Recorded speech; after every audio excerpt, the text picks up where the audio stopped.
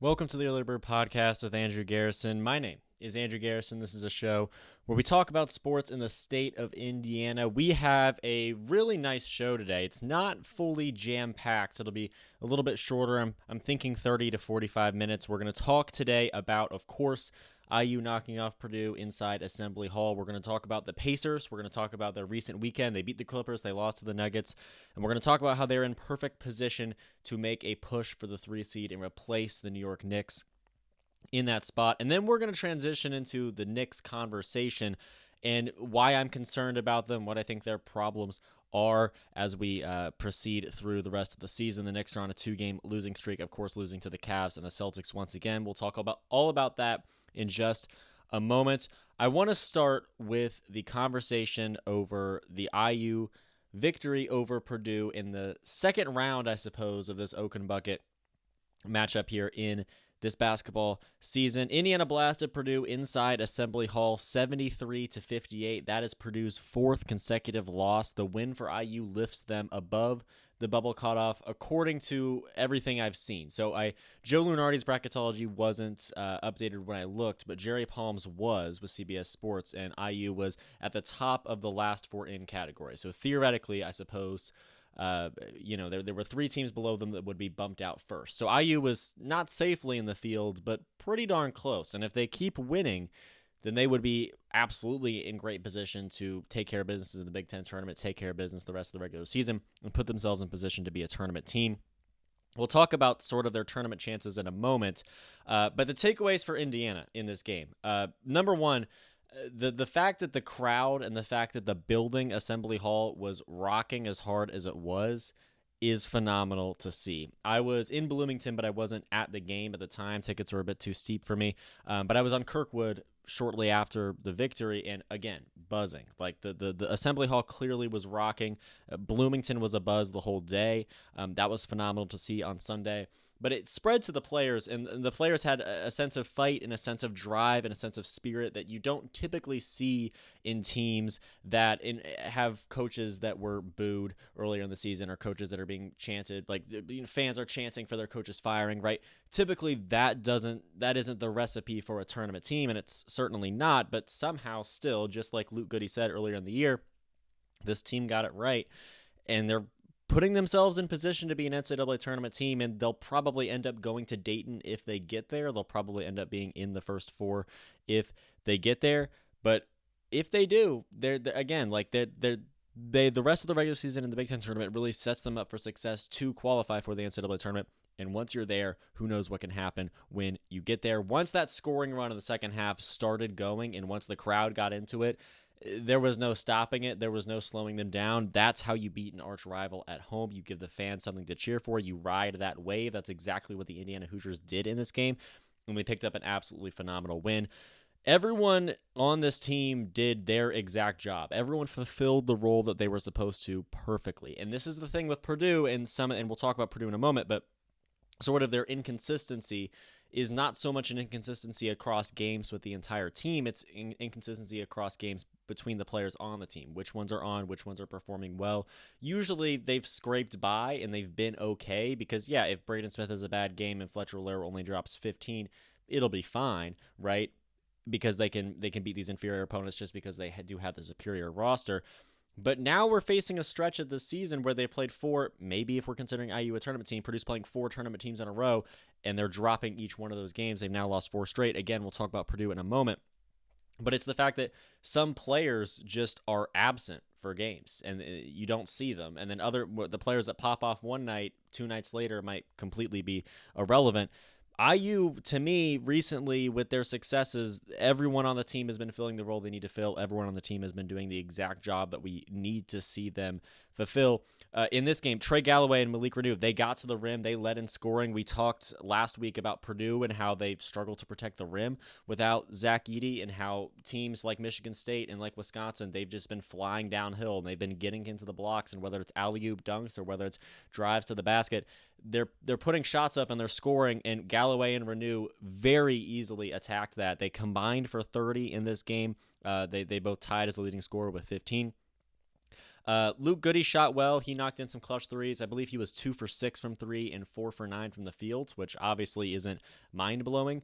But Luke Goody, that's exactly what he's here for, right? He transferred into IU to be the guy that can hit a corner three here and there, that really makes a difference in close possession games, right? If it's a one-possession game, he'll make it a two-possession game. If they're down a possession, he'll tie it up, something along those lines. Luke Goody was shooting well, and he was taking the types of shots and hitting the types of shots that you would want a guy like him to take and hit, and that was fantastic to see from him. Omar Ballo, primarily defensively, counteracted Trey Kaufman-Renn phenomenally. He added 12 himself. He held TKR to 9. Trey Kaufman-Renn, a guy that in the last week has put up 32, right? Omar Ballo defensively did a fantastic job. IU out-rebounded Purdue, and it wasn't even close. Anthony Leal was a great disruptor. He had 3 steals and 2 blocks. Miles Rice had 3 steals.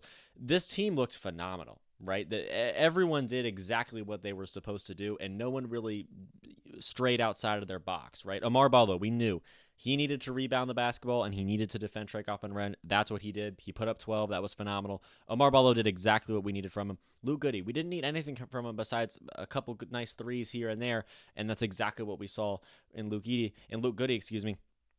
This IU team, everyone did exactly what they needed to do to put forth a winning effort, and this shows what IU can be at its best, because remember, IU was ranked number 17 in the AP poll to start the year. This is, in theory, a top 20 roster. This is close to a top 15 roster in the country. This is undoubtedly a tournament roster, and of course, preseason rankings don't necessarily fully define the quality of your roster. Of course, there's players that improve and decline throughout the season, and whatever else. We saw Renew get hurt earlier in the year.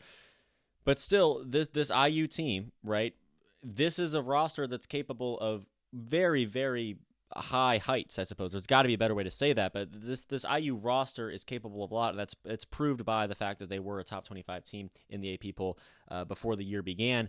And, obviously Mike Woodson maybe isn't the guy for the job, whatever the problems are fundamentally within this Hoosiers program. This IU team is putting themselves in position to make the tournament and potentially make a run once they get there. This is the reminder that when IU is playing well, they can not only win, but dominate a top, at the time, 15 opponent in Purdue. And yes, I understand it's a conference game on the road. Yes, I understand the fact this is IU Purdue and anything can happen in any year. But IU's had moments, right? They beat Michigan State, who very well probably is going to win the Big Ten, in my opinion. Michigan State will. And is going to be probably a 2 seed and have a real chance to make a Final Four and win a national championship. If IU knocked off Michigan State and Purdue in the same month, then clearly they're doing something right. And I understand the fact that there was a loss to UCLA somewhere in between there. But still, this team, this program, this roster at its best is capable of honestly anything within reach at this point. Absolutely capable of making the NCAA tournament, absolutely capable of making the second weekend of the NCAA tournament, and maybe more than that. I'm not going to suggest that that's what's going to happen, but I certainly think that if you saw IU in the Sweet 16, yeah, I'd be surprised, but I wouldn't necessarily say that it's absolutely outrageous. This is a roster and a team capable of a lot. They played fantastic defense in this game, which is something I want to shout out. Purdue averages 77 points per game on the year. They were held to 58 in Assembly Hall. Trey Kaufman-Renn was limited. Braden Smith was well defended. There were turnovers all over the board. Purdue turned the ball over 16 times. Multiple times IU was getting some turnovers in the backcourt. It was a fantastic showing. Anthony Leal, to me, was the defensive player of the game. Just across the board, Indiana flying to the basketball, disrupting, rebounding, right? It was complimentary basketball in its best form, and it really showed to me just how much IU can be capable of. Once again, defensively, offensively, it was a perfect game, in my opinion, in Bloomington from the Hoosiers, and I'm looking forward to seeing where they can take this, especially knowing just how manageable their schedule is the rest of the way. Just keep winning is the motto for the rest of the year, and obviously that's not something that's it's not an idea that is new, right? It's not something that people wouldn't expect to hear. But this team's above the cut line, right? This is a tournament team right now, according to Jerry Palm, which is one of the bracketologists I trust the most. This IU team is capable of making the NCAA tournament. It's there. If it keeps winning, it's there. And the rest of the schedule is very, very manageable. They've got a West Coast swing in there. They play Penn State at home. They beat Penn State on the road earlier in the year. Penn State is, I think, last in the Big Ten. That obviously at home, especially, that's a very, very manageable game. IU will probably knock off Penn State in that one. Then they have the same West Coast swing that Purdue went on earlier in the year. They go to Washington and they go to Oregon. That concerns me. The Washington game should be winnable. It's another team that probably isn't going to qualify for the Big Ten tournament. Keep in mind, there's 18 teams in the Big Ten. Only 15 make the Big Ten tournament. IU will be totally fine, obviously, but I think Washington's in jeopardy down there. Penn State's probably out. But the road game against Oregon, Oregon's been playing great. Jackson Shellset has looked great. They just knocked off Wisconsin in a big-time game in overtime. Oregon is probably in the 6-7 seed range. They're certainly a team that could be capable of making the Sweet 16. I'm afraid of Oregon for IU, and I think that being the second game on a West Coast swing could be concerning. IU hasn't had to travel that way yet. Typically what's going on is teams will go out to play Oregon and Washington, or go out and play USC and UCLA, and then USC and UCLA and Oregon and Washington, those pairs, they come to these East Coast teams. And they play them in stretches, right? And so, Purdue earlier in the year, they went to Washington, they went to Oregon, and then that was the West Coast swing. It was a 2-game West Coast swing, and that was it. IU hasn't had that yet, right? They haven't had to play a game in that sense. They had UCLA and they had USC both at home earlier on in the year.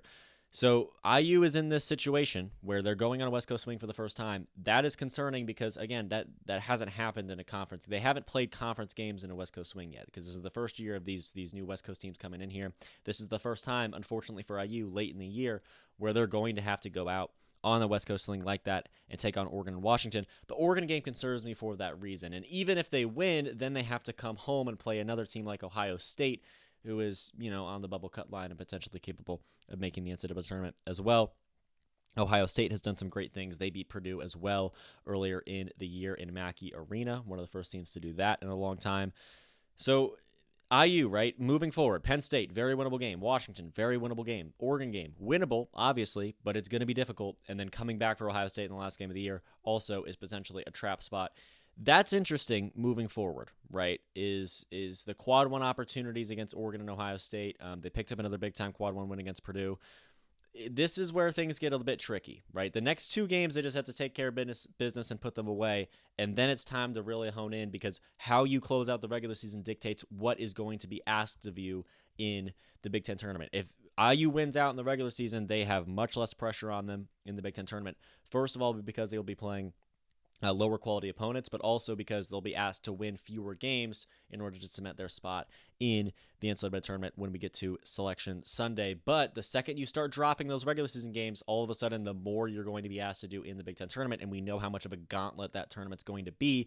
It's going to be difficult. It's worrisome to me. Just those last 2 games there of having to go to Oregon and then turn around and then play Ohio State in your own building. That's concerning, but it's a manageable schedule. They are above the cut line. If they just keep winning, everything will be fine. The next step is Penn State at home. Again, very, very winnable game. I'm excited to see what IU puts together for that one.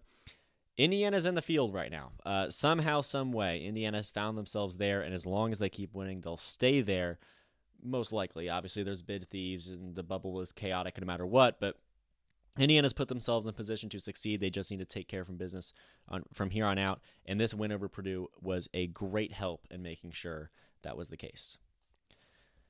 All right, let's talk about Purdue as well. They have an extreme lack of consistency, and when I say that about Purdue, I less mean, and this is what I mentioned before, I don't mean as much that it's inconsistency with the team from game to game. I mean it's inconsistency with the individual players from game to game. Braden Smith in this game was inhibited, and Fletcher Loyer showed up, right? That's what you want from your number 2 guy. This is a great moment from Fletcher Loyer because you want there's games later in the year where your star player, someone like Braden Smith, might be singled out defensively. They might be focusing on him defensively and trying to take him out of the game. That's what IU did, and Fletcher Loyer showed up. You need your number two guy to then put up number 1 guard level production, and that's exactly what Fletcher Loyer did. But a game or 2 before, Fletcher Loyer was completely absent and scored single digits, right?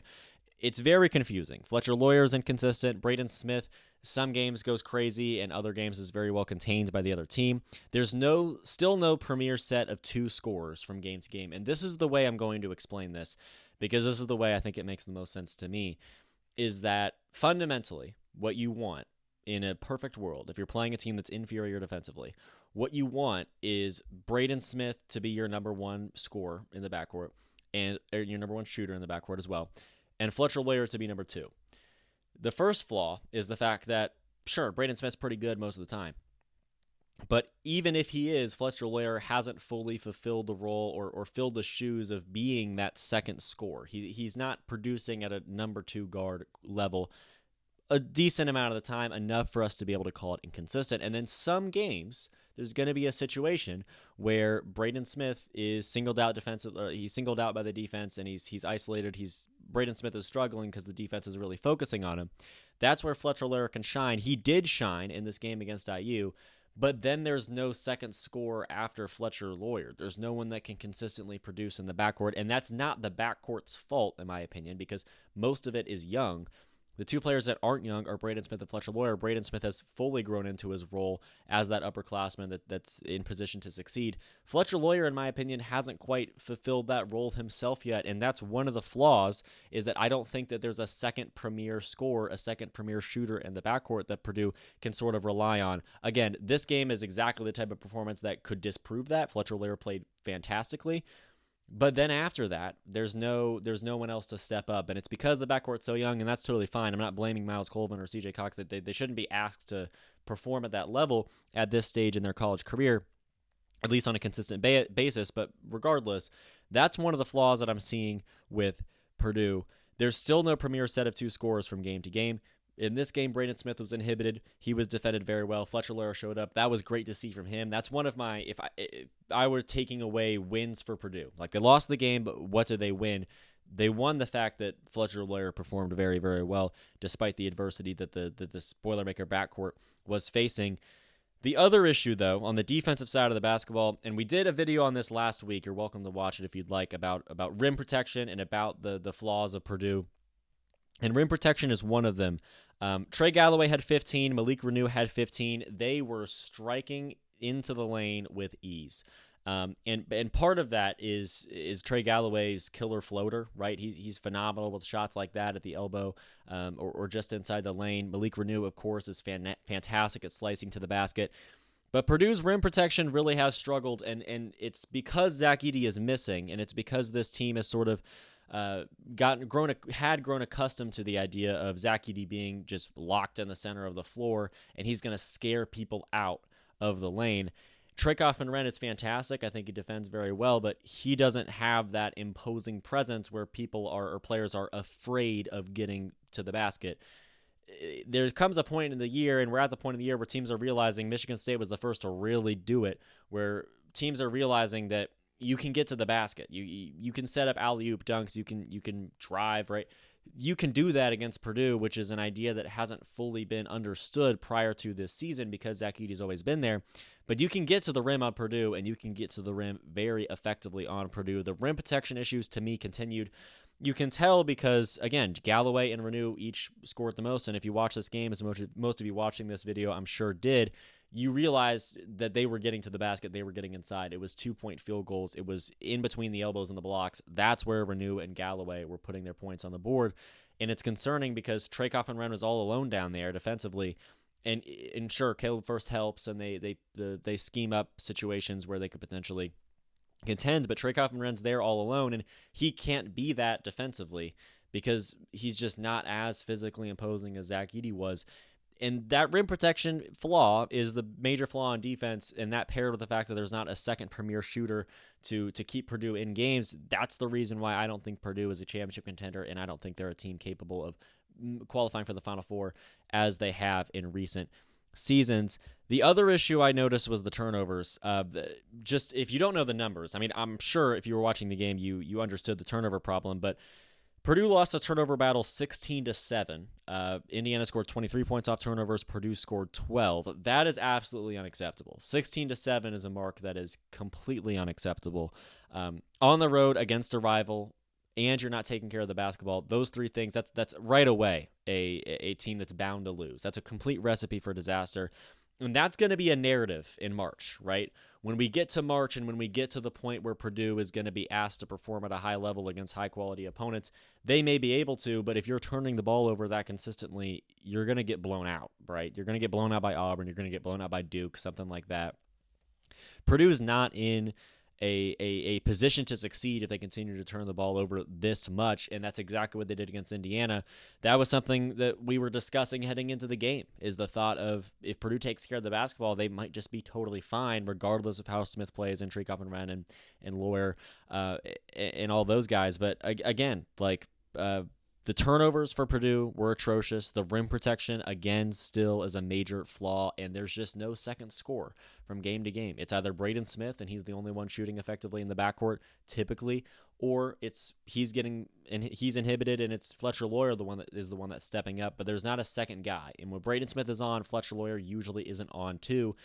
If they can figure that out, and if they can make that click, and they can have two guys in the backcourt really shooting well, then I feel much more confident about Purdue, even despite their rim protection issues, because at the end of the day, if you can't defend the rim, that's fine, because if they're scoring 2 on you on certain possessions and you're going back the other way and scoring 3, it's totally okay, right? Braden Smith, Fletcher Lawyer, if they can both produce at a high level, and it doesn't have to be Fletcher Lawyer, I just assume it would be as the fellow upperclassman experienced guard that's had certainly a lot of tournament experience. Purdue has a lot of tournament experience. There's a chance that they'll be totally fine. Obviously, they're a team that's prone to losing early and getting upset early on in the first round. Also, a team that went to a national championship last year. So Purdue's capable of a lot, right? They're capable of really a wide range of results when we get to the tournament. But to me, I don't think they're a championship contender because the turnover issue, and I think which can be fixed, but then the fundamental flaws that I see in the composition of this roster and the composition of this team on the floor are the rim protection and the lack of a second premier shooter. That's why I think Purdue lost this game, on top of the reasons why I think IU won it. And the combination of those two things really is a recipe for 73-58. We saw evidence of that last Sunday. Moving forward for Purdue, they've lost 4 straight. They're slipping in the seeding. They were debating pushing for a 2 seed to a surefire 3 seed to a surefire 4 seed to maybe dropping down to even being a 5. But again, Purdue, they've lost 4 straight. They're well out of the Big Ten title conversation. They may be mathematically eliminated. I assume they are. I believe Purdue's 11-6 in conference, and Michigan State and Michigan are both 13-3. So I suppose they're not out of the conversation yet, but certainly it feels like it's entirely out of reach in terms of the regular season title. The rest of the season for Purdue is UCLA, Rutgers, and then they go to Illinois. So 2 more games in Mackey Arena. They're currently 6th in the Big Ten. UCLA is 5th. Those 2 teams are tied or maybe half a game separated. It's a very tight margin. I believe half a game separating 3rd through 6th. Not that it matters. Obviously, it'd be nice to see Purdue get a double bye in the Big Ten tournament. But the UCLA game will be critical for positioning, like I said. They could reasonably reach the 3 spot. So the UCLA game probably will decide whether or not Purdue is the 6 or closer to the 3, or potentially the 4 getting the double bye. To me, that's a double bye elimination game. Because if you win, then you're in the double bye range, obviously depending on what the other teams in that neighborhood do. But if you lose, not only do you drop a game and fall that much further back with only 2 games left, but also one of the teams, you just handed the other team that you're contending with a win in that contention and a tiebreaker potentially. So Purdue's in a spot where I think that UCLA game is a double bye elimination game. Not that it matters. Purdue's in the field no matter what. Their performance in the Big Ten tournament probably won't have that much of an impact, and certainly whether or not they play on day 2 or day 3 of the tournament is probably not going to have that much of an impact. But it's notable nonetheless. They're 6th in the Big Ten, UCLA, Rutgers, and at Illinois. Some wide ranges of quality of opponents there. I think UCLA and Illinois on the road are some good build-up opportunities for the Big Ten tournament and beyond. Rutgers a little tune-up in between just in case they need to get right. Across the board, right? Indiana is trending up at the right time. Purdue's floundering. They've got to recalibrate. They have some opportunities now. UCLA is beatable. They're a flawed team in their own right. Rutgers is beatable. They're not good. They won't make the tournament. Illinois on the road is a tough one. Purdue's got opportunities now to potentially find themselves in a situation where they can find their footing and move forward and find success in the tournament, but I don't think they're championship contenders. They're certainly now not Big Ten title contenders, and I'm curious to see how far they can go in the NCAA tournament. I don't think they can get further than the Sweet 16. I think that's their ceiling.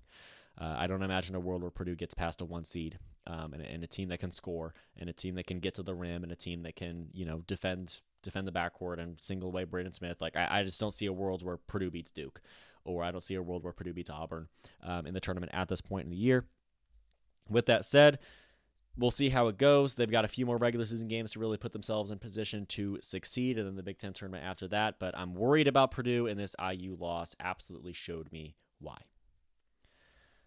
All right, let's stick with basketball. We've got a basketball episode today. We're going to talk about the Pacers. We're going to talk a little bit more positively. It's a bit of a roller coaster episode. We're talked positively about IU, negatively about Purdue, positively about the Pacers, and then we'll talk slightly negatively about the Knicks shortly. The Pacers are in prime position to push for the 3 seed.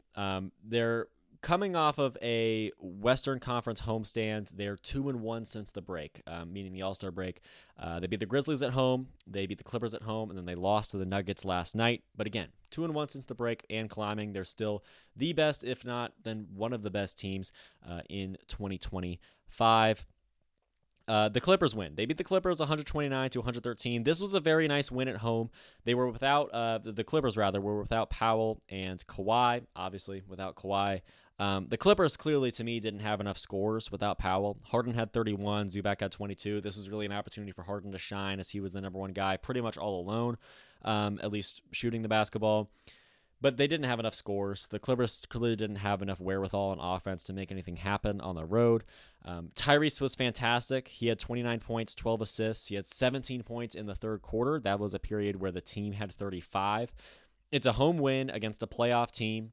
We don't mind if we just pick this one up and walk away with it, right? This win over the Clippers, to me, honestly, might not be a playoff team. I'm a little bit concerned if they don't get healthy in time, and if Kawhi isn't playing and whatever, the Clippers aren't good.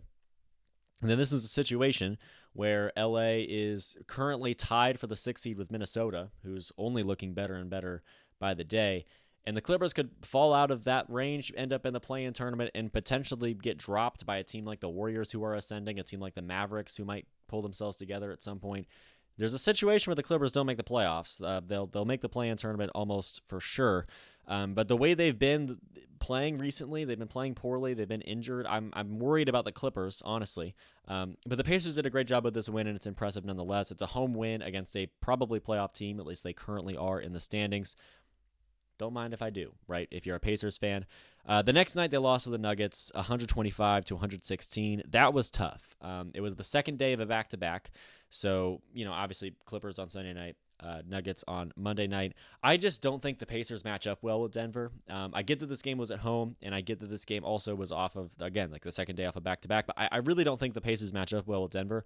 I think that if the Pacers played the Nuggets in the NBA Finals later in the year, for example, I don't think the Pacers really have a chance of winning that series.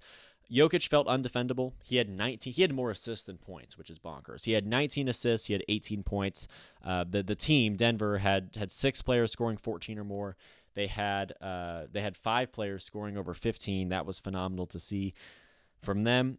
Plenty of shooters, right? So the way Denver's built, they have Jokic, who is this anchor in the middle, right? And he takes so much attention and he takes so much energy out of the defense.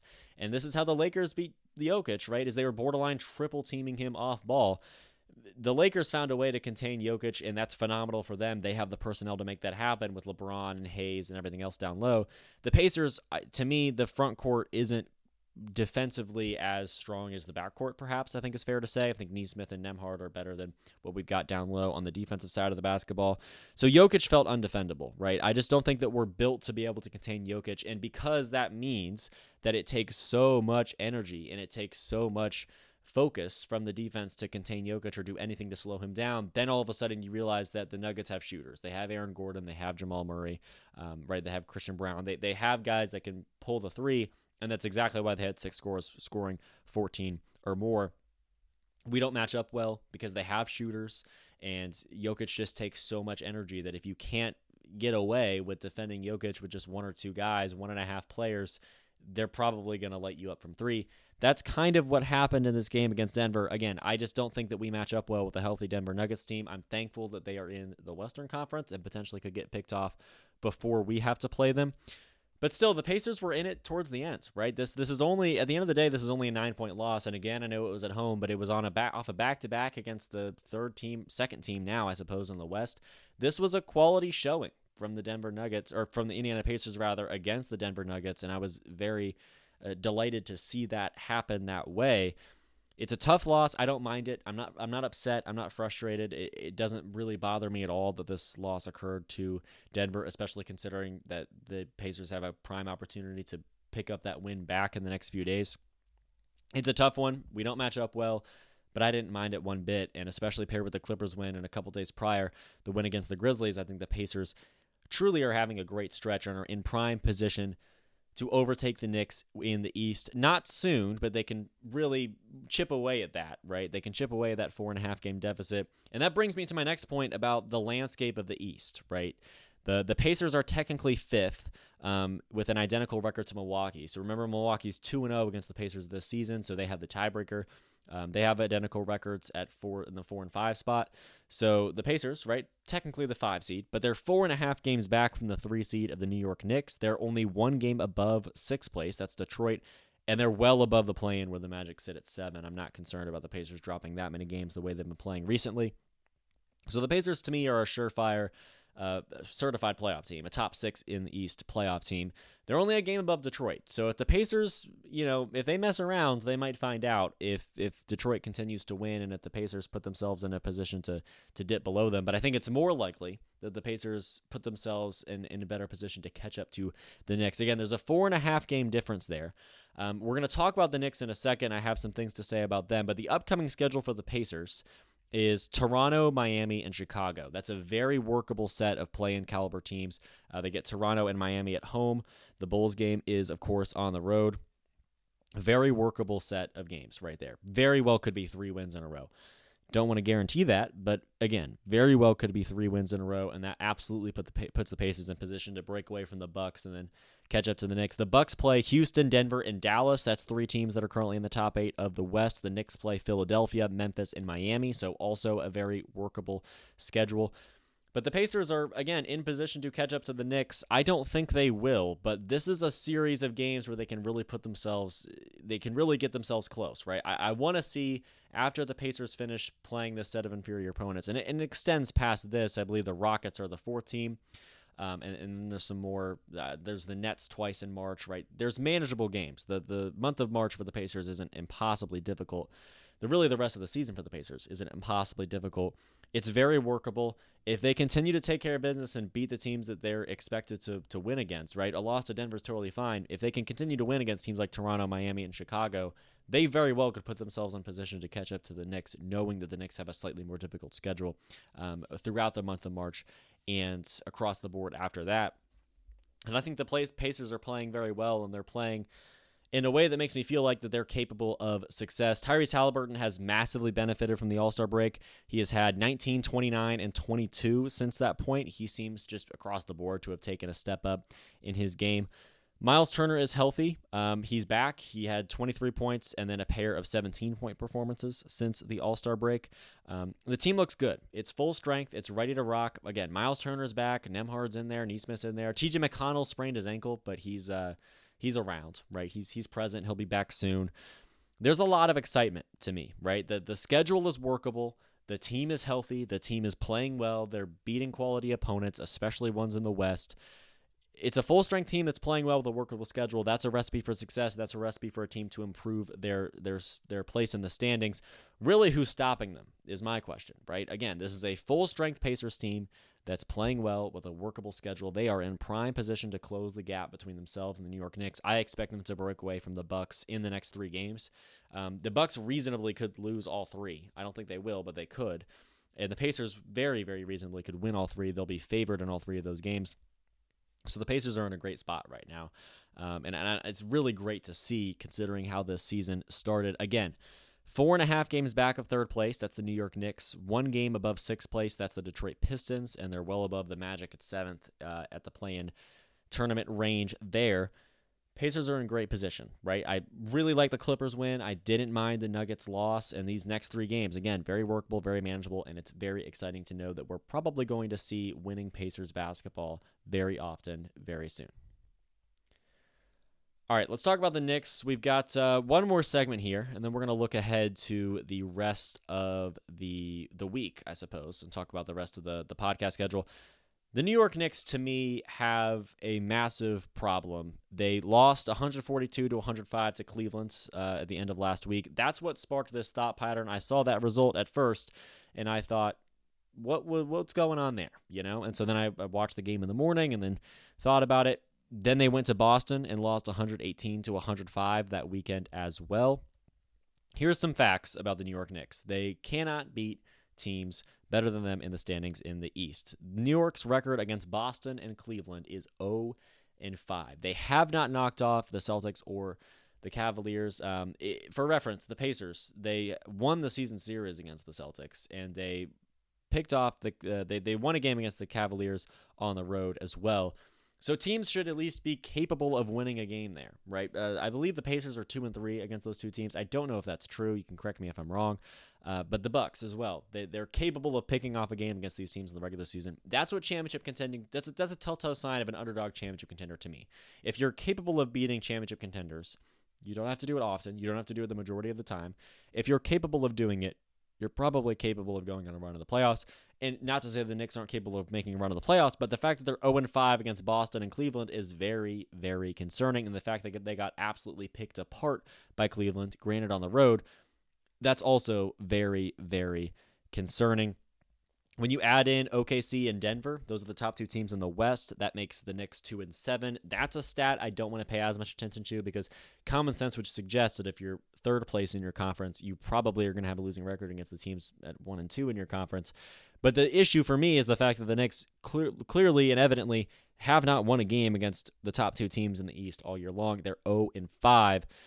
Mainly in the East, right? What happens when you have to win 4 out of 7 games against one of them? Because the finals is its own problem. But if the Knicks are going to get there, what happens when you have to beat the Cavaliers 4 times and then beat the Celtics 4 times in the week after? That's a situation that the Knicks very, very feasibly could find themselves in. When you look at the landscape of the East, it's a top 6 and then a drop-off, right? The play-in tournament teams like the Magic and the Heat and the Bulls and the Hawks, they're not good. And I think that it's very likely that the 2 teams that make it out of the play-in in the East are going to get obliterated right away. Obviously, that's kind of common sense, but the Cavs and the Celtics I don't see slipping up against the Magic or the Bulls or someone like that at all whatsoever. I just don't envision that being the case in any way. So the Celtics and Cavs, to me, are kind of predictively locks to be in the second round, in the Eastern Conference semifinals. So the Knicks, if they were the 3 seed, would have to play one of them, and it'd probably be Boston. And the fact that this team, again, is 0-5 against Cleveland and Boston puts them in a very dangerous position as we get set for the postseason because the Pacers have won big games against both those teams. The Bucks have been able to win games against teams like that, right? The Knicks are struggling to beat teams better than them in the East. They can win very consistently. They can beat the Hornets, right? They can beat the Trailblazers. They can beat the Pistons, for all I care, right? They can very consistently beat the teams below them, but they struggle to break through, and they haven't broken through at all in the Eastern Conference against a team above their pedigree in the standings. That concerns me for their championship chances. Of course, it makes sense that the number 1 team in the East would beat the number 3 team in the East, but it doesn't make as much sense that the number 3 team in the East is completely incapable and completely incompetent, seemingly, when they play against the top 2 teams in the East, because, again, at the end of the day, the Knicks are still a top 3 team in the East. So how is this happening, right? Why are we living in a world right now where the New York Knicks are 0-5 against the Cavs and the Celtics? Part of it is recency bias. They played their last 2 games were against the Cavaliers and the Celtics. Both were on the road. They were in the same weekend. That's a very difficult stretch. And in that stretch, Karl-Anthony Towns has been injured. He had a knee injury earlier in the year. He didn't look fully healthy against Boston by any stretch of the imagination. He didn't look fully healthy against Cleveland as well. The front court defense has struggled against Cleveland, but it struggled in that weekend a lot, and it's because Karl-Anthony Towns just doesn't seem to be as physically capable as maybe we would hope for him to be. This team has been frequently out-rebounded. It's been weakness in the front court primarily, again, partially because of the injury to Karl-Anthony Towns. This Knicks team across the board, they struggle to defend the three, right? They struggle to defend elite shooters. The complete rosters have the recipe. The Cavaliers really have the recipe to take down the Knicks because they have everything. And this is why the Cavaliers have a recipe to win a championship, even though they haven't really garnered that much playoff experience yet. The Cavaliers right now, they've got the way the Cavaliers are built. They have Donovan Mitchell and Darius Garland in the backcourt. They have Evan Mobley and Jarrett Allen down low in the front court, and they have someone, maybe it's Max Strus, for example, or Ty Jerome, a fifth guy on the floor that they rotate who can produce when they come in the game. Then they step out, someone else comes in. Whether they want to go big or play small ball, Cleveland has it all. They're really capable of doing anything. That's why they've won so many games and are capable of beating basically every team in the game right now. But New York, on the flip side of that, when you play a team like Cleveland, they really have everything because the front court's shaky right now with an injured Karl-Anthony Towns and really just a shaky front court across the board. And if you're struggling to defend the three and elite shooter, someone like Donovan Mitchell, could just go off on you like he did. The Cavaliers are built to beat the Knicks because the Knicks struggle in the same areas where the Cleveland Cavaliers are known to succeed in. It's been fine because the Knicks, again, are still a top 3 team in the East, undisputably right now, and they score at a very high level, and they do have star power, and they are great when they're great. But this is a New York team right now that isn't even close against Cleveland and is also not very close against Boston. Again, both those games on the road, but they're 0-5 against both of those teams combined throughout the season. The question of whether or not the New York Knicks are a championship contender is very much more so brought into question after these results. It's wild to hear, but they might not be championship contenders because I don't know if they're capable of getting out of the East. They haven't shown me in any way that they're capable of getting out of the East, and it's almost inevitable that they're going to have to play one of the Cavaliers or Celtics, and it's probable. It's I don't know about probable, but it's certainly very considerably a strong chance that they're going to have to play both the Cavaliers and the Celtics in the playoffs, and then you have the NBA Finals. So I don't know at all why we're looking at the Knicks and potentially suggesting, if anyone's suggesting, that they're a championship contender. I understand the common sense subject of the fact that the Knicks are the number 3 team in the East. They're still very good. They win a lot of games. They have star power. They have all the tools they may need to go win a championship. This is a team that got close, obviously lost in the Eastern Conference semifinals last year, but they looked fantastic throughout the season. They looked fantastic even in the playoffs. A team that very well could have gone to the conference finals and potentially knocked out the Celtics and put themselves in position to win it all if they hadn't lost to the Pacers in Game 7. But still, this Knicks team right now, they have that season. They add Karl-Anthony Towns. You think that they're putting themselves in position to completely blow everyone out of the water in the East. You think that the favorites in the East, and now we're in a situation where against the true favorites in the East, in Cleveland and Boston, they're 0-5. I'm concerned about the Knicks. They may not be championship contenders if we're putting together a realistic list of teams that could win it all. There's certainly less teams in the East than there are in the West, and I don't know if the Knicks are on that list. They have plenty of time to prove me wrong. But 0-5 against the Celtics and the Cavaliers is not at all what you want to see from a team that's in position and with an open championship window. All right, that's all I have, really, for this episode. I want to talk about the future. On Wednesday, tomorrow, so this episode is being recorded on Tuesday. It'll come out on Tuesday, February 25th. Tomorrow, Wednesday night, the Raptors go to Indiana, take on the Pacers. Penn State goes to IU as well. So tomorrow night's a big night. 2 winnable games for the home crowd, right? The 2 home games, one in at Gainbridge and one in Bloomington. The Pacers have a very winnable game against the Raptors. We look to see that potentially go their way so that they can break away from the Bucks and catch up to the Knicks if possible. Indiana hosts Penn State. If they drop that game, then all of a sudden their bubble watch completely alters, and all of a sudden all the hype from that Purdue and all the benefits of that Purdue win completely go out the window. At home, you have to win against Penn State, 100% in my opinion, especially ahead of that West Coast swing.